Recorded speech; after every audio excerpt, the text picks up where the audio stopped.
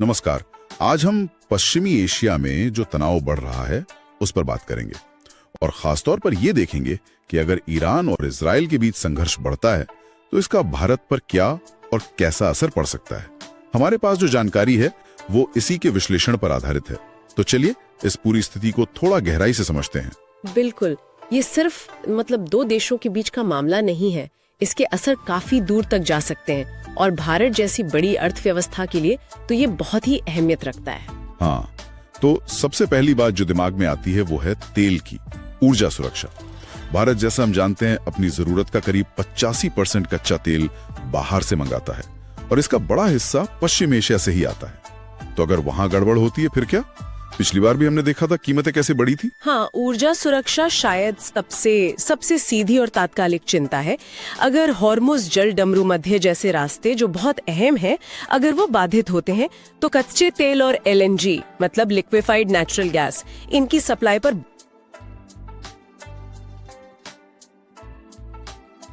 बहुत बुरा असर पड़ेगा। कीमतें बढ़ना तो फिर लगभग तय ही समझिए। और इसका मतलब सिर्फ पेट्रोल डीजल महंगा होना नहीं होगा, है ना? नहीं, बिल्कुल नहीं। इसका असर बिजली उत्पादन की लागत पर पड़ेगा, माल ढुलाई महंगी होगी और फिर धीरे धीरे लगभग हर जरूरत की चीज वो महंगी हो सकती है। मतलब महंगाई का प्रेशर बढ़ेगा अर्थव्यवस्था पर। और तेल की कीमतें बढ़ेंगी तो हमें इम्पोर्ट के लिए डॉलर भी ज्यादा देने होंगे। इसका हमारे फॉरेक्स रिजर्व मतलब विदेशी मुद्रा भंडार और रुपए की कीमत पर क्या असर पड़ेगा? कुछ अंदाजा? निश्चित रूप से जब हमें तेल जैसी चीजों के लिए बाहर ज्यादा डॉलर भेजने पड़ते हैं तो हमारा करंट अकाउंट डेफिसिट मतलब चालू खाता घाटा वो बढ़ जाता है।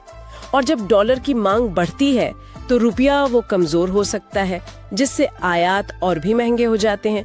ये एक तरह का साइकिल बन जाता है जो अर्थव्यवस्था के लिए मुश्किल खड़ी कर सकता है। अच्छा, ये तो हुआ आर्थिक पहलू, लेकिन एक और बहुत बड़ा मानवीय पहलू है। खाड़ी देशों में करीब 90 लाख भारतीय रहते हैं। उनकी सुरक्षा, उनका क्या होगा, ये एक बहुत बड़ा सवाल है। हाँ, ये अत्यंत महत्वपूर्ण है, बहुत ही संवेदनशील मामला है। अगर खुदा ना खास्ता संघर्ष फैलता है तो इतने बड़े भारतीय समुदाय की सुरक्षा ये बहुत बड़ी चुनौती होगी। हमें 1990 का कुवैत एयरलिफ्ट याद है, वो कितना बड़ा ऑपरेशन था। हाँ, बिल्कुल। और फिर ये लोग जो पैसा भारत भेजते हैं, जिसे रेमिटेंस कहते हैं, वो भी अरबों डॉलर में होता है। हाँ, वो भी है। अगर उनकी नौकरियां जाती हैं, पैसे भेजने में दिक्कत आती है तो उसका असर भी हमारी इकोनॉमी पर पड़ेगा। देखें तो भारत के लिए ये थोड़ी मुश्किल स्थिति है। हाँ। हमारे संबंध इजराइल से भी अच्छे हैं और ईरान से भी काफी अहम है। हाँ। तो ये संतुलन कैसे साधा जाएगा? ये तो बड़ा पेचीदा मामला लगता है। हाँ, ये भारत की विदेश नीति की असली परीक्षा होगी, कह सकते हैं। देखिए, इजराइल हमारा एक प्रमुख रक्षा और तकनीक का पार्टनर है। दूसरी तरफ ईरान है। चाबहार बंदरगाह के जरिए मध्य एशिया तक हमारी पहुंच के लिए ईरान स्ट्रेटेजिकली बहुत जरूरी है और ऊर्जा का भी स्रोत रहा है वो। तो भारत को बहुत सदे हुए कदम उठाने होंगे। किसी एक का पक्ष लिए बिना शांति की अपील करते हुए अपने हितों को साधना होगा।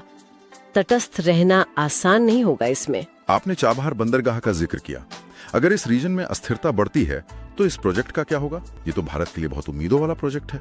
बिल्कुल, चाबहार भारत को एक रास्ता देता है पाकिस्तान को बाईपास करके अफगानिस्तान और सेंट्रल एशिया से जुड़ने का। ट्रेड और कनेक्टिविटी के लिए ये बहुत इम्पोर्टेंट है। तो जाहिर है अगर युद्ध की स्थिति बनती है या ये इलाका लंबे समय तक अस्थिर रहता है तो चाबहार प्रोजेक्ट पर काम धीमा पड़ सकता है, शायद रुक भी जाए।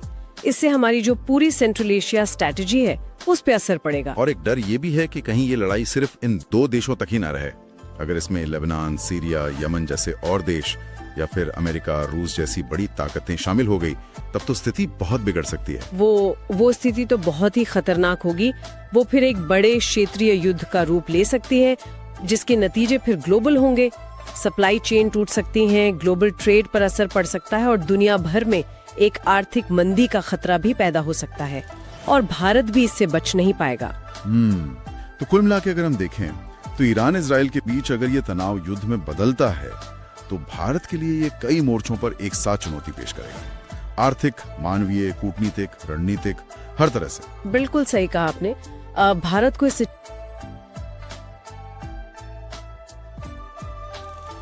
सिचुएशन में बहुत ज्यादा सतर्कता और दूरदर्शिता दिखानी होगी। एक्टिव डिप्लोमेसी करनी होगी, तनाव कम करने की कोशिश, अपने नागरिकों की सुरक्षा का इंतजाम करना होगा ऊर्जा सप्लाई के लिए शायद दूसरे विकल्प भी देखने होंगे और अपने स्ट्रैटेजिक इंटरेस्ट को भी बचाना होगा। जी, ये संतुलन साधना ही सबसे बड़ा काम होगा। बिल्कुल।